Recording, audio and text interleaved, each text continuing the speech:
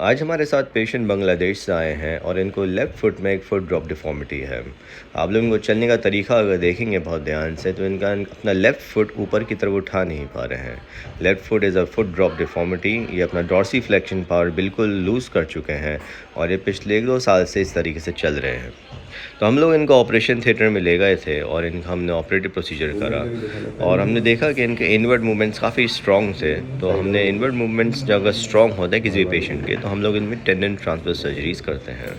तो इस तरीके से हम लोग टेंडन ट्रांसफ़र सर्जरीज़ आप लोग मेरे पुराने वीडियोज़ में भी देख चुके हैं कि किस तरीके से हम लोग स्टेप बाय स्टेप एक डिटेल प्रोसीजर आप लोगों को देखना है तो हमारे पुराने वीडियोज़ में है। ये एक बहुत ही शॉर्ट डिस्क्रिप्टिव वीडियो है कि जिस तरीके से हम लोग टेंडन लेते हैं। यहाँ पे इंसिजन लेकर टिबियालिस पोस्टीरियर टेंडन जो होता है हमारा मेन टेंडन होता है, हम यहाँ से हार्वेस्ट करते हैं इसको पीछे से ऊपर की तरफ से थोड़ा सा विड्रॉ करके और फिर आगे की तरफ हम क्यूनिफॉर्म बोन पे फिक्स कर देते हैं। ये टेंडन टिबियालिस पोस्टीरियर है जो टेंडन हमारा फुट की डॉर्सीफ्लेक्शन पावर को वापस लाएगा और ये टेंडन को हम यहाँ बोन में ड्रिल करके यहाँ पे बहुत मजबूती से स्क्रू के सहारे इसको फिक्स कर देते हैं और ये तकरीबन 1.5 महीने बाद यही टेंडन आपका डॉर्सीफ्लेक्शन में असिस्ट करने वाला है। तो the operation went wonderfully well और आई एम वेरी श्योर कि ऑपरेशन के रिजल्ट्स काफ़ी अच्छे होंगे इनमें। Hi, this is doctor Adnan Firoz and I'm a consultant orthopedic surgeon in Feroz Hospital Aligarh. आज हमारे साथ पेशेंट सौरभ आए हैं। He is come all the way from Bangladesh. Bangladesh से आए और इनकी लेफ्ट फुट में एक पैरालिटिक डिफॉर्मिटी हुई थी करीब 2.5 साल से। 2.5 years ago इनको स्पाइन में इंजरी हुई थी जिसमें ऑपरेशन हुआ और ऑपरेशन के बाद इनका थोड़ा बहुत मूवमेंट्स रिकवर हो गया था लेकिन डॉर्सीफ्लेक्शन मूवमेंट्स बिल्कुल रिकवर नहीं हुआ।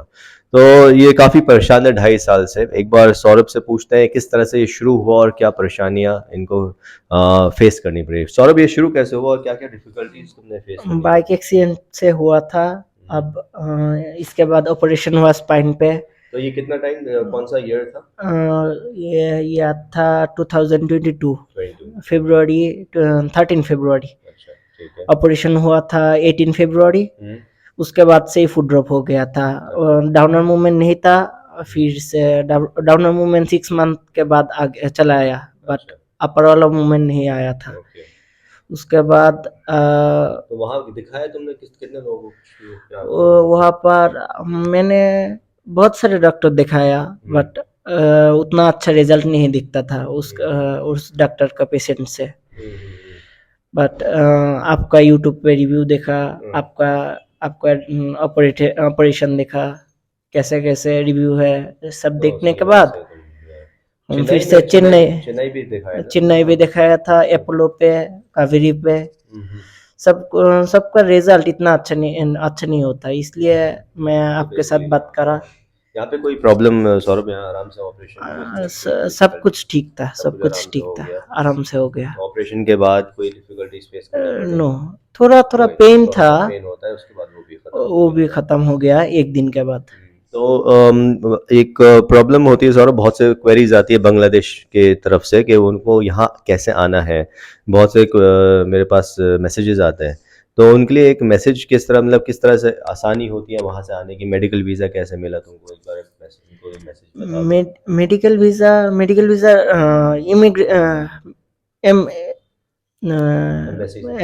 एम्बेसी पे डॉक्यूमेंट दे कर आना। फिर डॉक्यूमेंट अच्छा हुआ तो कॉल करेगा पासपोर्ट जमा करने के लिए। फिर पासपोर्ट जमा करा, फिर 3 और 4 डेज पे वीज़ा हो गया। फिर तो दिल्ली पे फ्लाइट से आया, दिल्ली से यहाँ पर। तो बेसिकली तुम्हें हॉस्पिटल से लेटर चाहिए होता है और उसमें उसको तुम एम्बेसी में जमा करते हो और फिर वो लोग वीज़ा देते हैं। तो एक बहुत ही, it's not a very difficult procedure. Basically जितनी भी बांग्लादेश से काफ़ी क्वेरीज आती हैं कि हम वहाँ से यहाँ कैसे आए।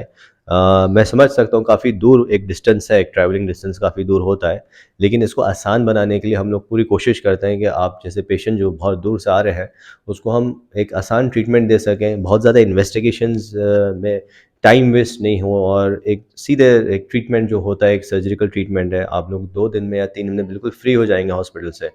बहुत ज़्यादा हेक्टिक प्रोसीजर नहीं होता है और जैसे मैं पुराने वीडियोस में आप सबको बताता हूँ कि एक ऑपरेशन प्रोसीजर मेन चीज़ होती है इसमें, और आप लोग चाहे कितनी भी दूर से हो, चाहे बांग्लादेश से हो, चाहे यूएस से हो या कनाडा से काफ़ी पेशेंट्स काफ़ी दूर दूर से आते हैं यहाँ पे। वो आराम से फ़्लाइट से जा सकते हैं, ट्रेन से जा सकते हैं, या इवन बाय बस, या जैसे भी आप लोग मोड ऑफ ट्रेवल हो कैसे भी जा सकते हैं, कोई प्रॉब्लम नहीं होती है। हम लोग ये जो प्लास्टर लगा हुआ है, प्लास्टर लगा के भेजते हैं और ये वेल प्रोटेक्टेड होता है। 20 दिन बाद हम लोग डेट देते हैं कि स्टिच रिमूवल हो सकता है। जो स्टिचेस रिमूव होती हैं वो आपने अपने लोकल डॉक्टर से, जो भी आसपास आपके होम टाउन पे हैं जो अच्छे डॉक्टर, वो स्टिच रिमूवल कर देते हैं और वापस से ही प्लास्टर लगा देते हैं और अराउंड 6 वीक्स बाद ये प्लास्टर हटेगा। और होपफुली सौरभ जो है, जैसे पहले हम लोग जैसे नॉर्मल पेशेंट्स की तरह, नॉर्मल आदमी की तरह चलते हैं, वह भी सौरभ भी नॉर्मल तक चलेगा। इनके डोर्सीफ्लेक्शन मूवमेंट्स अभी बिल्कुल एब्सेंट थे, लेकिन इनवर्ड मूवमेंट्स काफ़ी स्ट्रॉन्ग थे। तो हम लोग ने टेंडन ट्रांसफर सर्जरीज करी है इनकी और रिजल्ट्स काफ़ी होपफुली काफ़ी अच्छे होंगे। सौरभ, एक मैसेज बांग्लादेश लैंग्वेज में, अपनी लैंग्वेज में बांग्लादेश वाले पेशेंट्स के लिए एक बार बोलना चाहो तो बताओ। এখানে নির্দ্বিধায় আসতে পারেন সবাই। আসলে হোপফুল অনেক বেটার একটা রেজাল্ট পাবেন। সবাই আশা করি স্যারের কাছে আসবেন, কারণ অনেক ভালো একটা রেজাল্ট আছে এবং অনেক ভালো স্কিল আছে এই ফুড ড্রপ সম্পর্কে উনার। थैंक यू सौरभ, और उम्मीद है कि रिज़ल्ट आपका काफ़ी अच्छा होगा।